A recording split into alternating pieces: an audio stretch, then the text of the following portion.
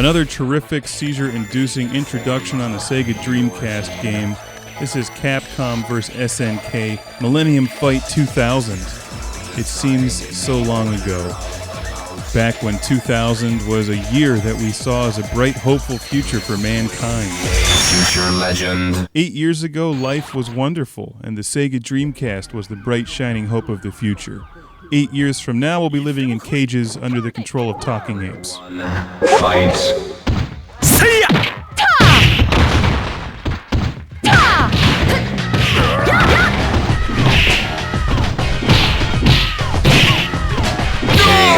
This game is an excellent fighting game that should certainly entertain you if you're a fan of any Capcom or SNK fighting games. Lock on! あんたの悲鳴聞かせてもらうわ。 Round one. I think she just said that her thighs looked chunky.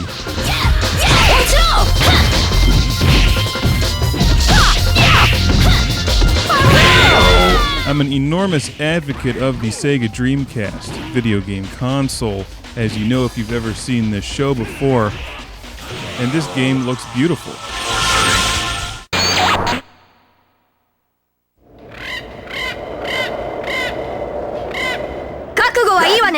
Round one.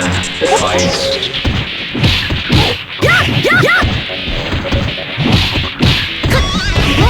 Back when we did the original classic Game Room series back in 99 and 2000, we reviewed a lot of fighting games for the Dreamcast. Titles like Marvel vs. Capcom and Marvel vs. Capcom 2 stand out because I remember them being incredible games with great gameplay, terrific characters, and also with excellent backgrounds, graphics, and just creative originality all around in every aspect of the game.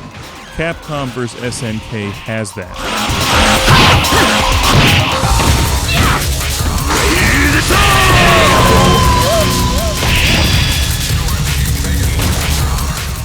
And if you like Street Fighter or Fatal Fury, and I'm not as familiar with the SNK titles, so I'll admit that right now, but if you like any of those games, the 2D fighters, you will love this game. And it's an excellent bargain today. You can pick up the Sega Dreamcast and Capcom vs. SNK for about the same price as one brand new video game for the PS3 or 360.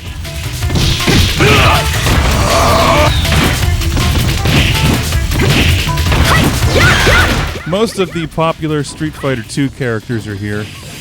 I always end up playing with either Chun Li, Cammy, and just because I feel guilty about playing as two chicks, I throw Blanka in there. And he's always a good character to throw against people because he's a real mixed bag of fighting styles.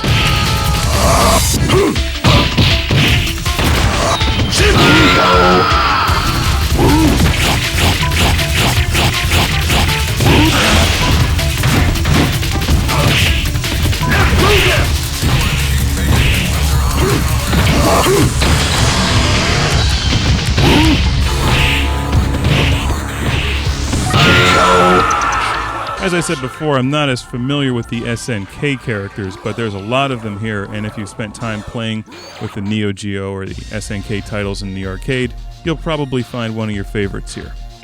Gameplay is solid, the graphics are incredible, and the only thing the Sega Dreamcast is missing is an HD output. The two-dimensional graphics, the hand-drawn style of it, the colors, the motion, it just simply doesn't get any better, and they did this back in 2000 with the Dreamcast. A very underrated system. Now for added replay value, which I like, they give you a secret mode, where you earn credits fighting through the arcade mode or even training, and you can take your credits and spend them on different levels, character designs, different color schemes for the character outfits, and to get even better on top of the excellent gameplay, character selection and style, we have these really cool opening scenes for each of the different fighting levels.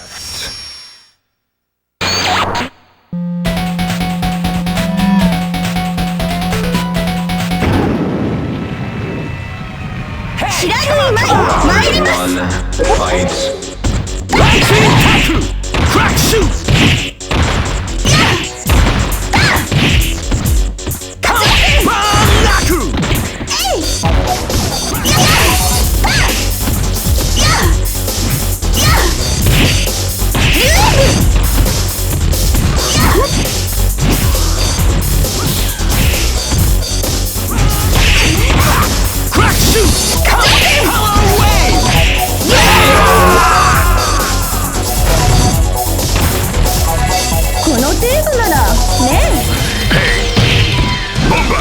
controls are a bit lacking because it goes with a 4-button layout rather than a traditional 6-button layout, at least for the Street Fighter games.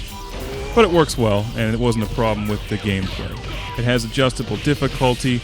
I was playing on the default setting, which isn't terribly difficult, and you can really ratchet that difficulty up, and also increase the speed into more of a turbo mode. You can obviously play the game in a 2-player mode against your friends. When playing as a single player in the arcade mode, when choosing your characters, it uses some kind of a ratio system. The characters are rated by their strength. So you can play as Bison, or you can play as Ken and Chun Li, or you can play as Chun Li and Cammy and Blanka. So you can mix and match the characters depending on their overall strength, which gives a unique element to the gameplay by giving you choices in how you assemble your team of fighters. I liked it. I thought that was pretty cool.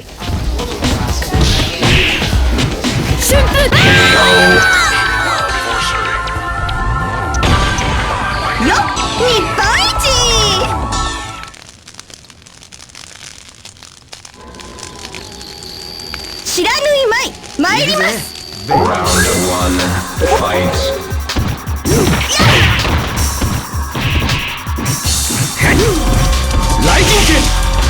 As I'm not really the pro with these kind of games, I didn't quite get into the whole groove point thing, which seemed to reward you more for finishing your opponents off with special moves. I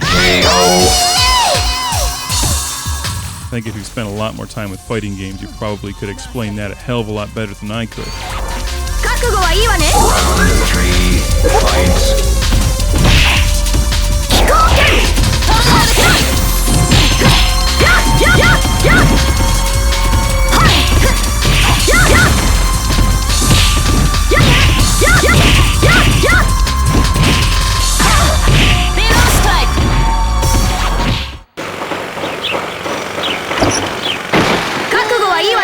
Round 1,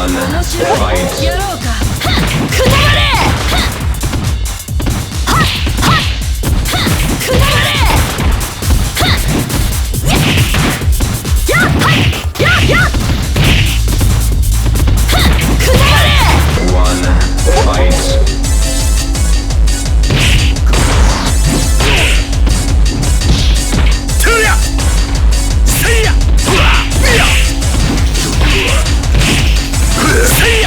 I made the joke back in, I think, 1999 or 2000 when we did the original Marvel vs. Capcom, or Marvel vs. Capcom 2 review. I can't remember which one it was, when I said they should release Capcom vs. Namco, because they have Chun Li versus Dig Dug and Ms. Pac-Man.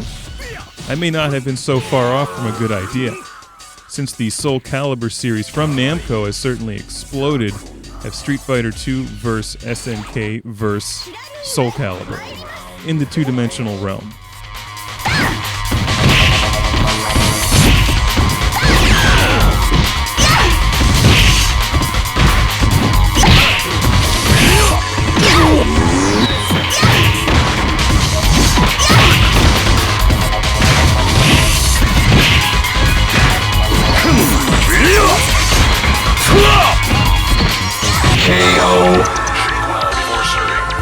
And I have to admit, I like this game a lot more than any of the new 3D fighting games I've seen out there in the last couple years. Just the sheer creativity that went into that last level design. Did you note the purple steam or fog coming up in the background? I love the 2D anime-style cutscenes. I don't know what the deal is, but when they moved to 3D, like in Soul Calibur 4, for instance, even though it looks great and it's got some really cool stuff going on in it, but Capcom and SNK together are just the masters of two-dimensional fighting games where gameplay, character design, and style are more important than just fancy graphics and choppy, nonsensical voice dialogue, like "Atone for your sins by the bonfire of destiny and honor." I don't want to atone for shit. I just want to go kick some ass in the two-dimensional realm, and that's what this game gives you. Go out and buy it.